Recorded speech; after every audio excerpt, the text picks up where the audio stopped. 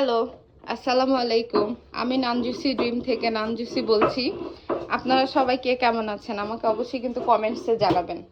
আর আপনাদের এই ভ্যাপসা গরমে কে কি রান্না করেছেন আমাকে কিন্তু সেইটিও জানাবেন। এটা কে কে চেনেন? এইটা হচ্ছে জালি কুমড়ো বা চাল কুমড়ো। এটা আমার ফ্রিজে ছিল, সেদিন বাজার করে নিয়ে এসেছিলাম, আপনারা দেখেছেন। এটা দিয়ে আমি চিকেন দিয়ে একটা প্রিপারেশন করব।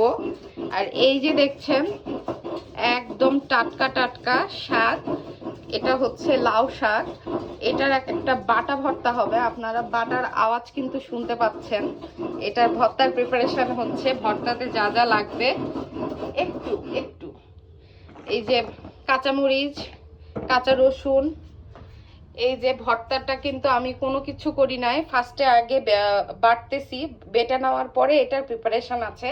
আর শিলপাটা দেখে যারা বাজে কমেন্ট করবেন তাদের জন্য কিন্তু এইটা দিয়ে আমি বরাদ্দ দিব, কারণ আমার শিলপাটাটা প্রতিদিন আমি ধুয়ে রাখি। Thank you.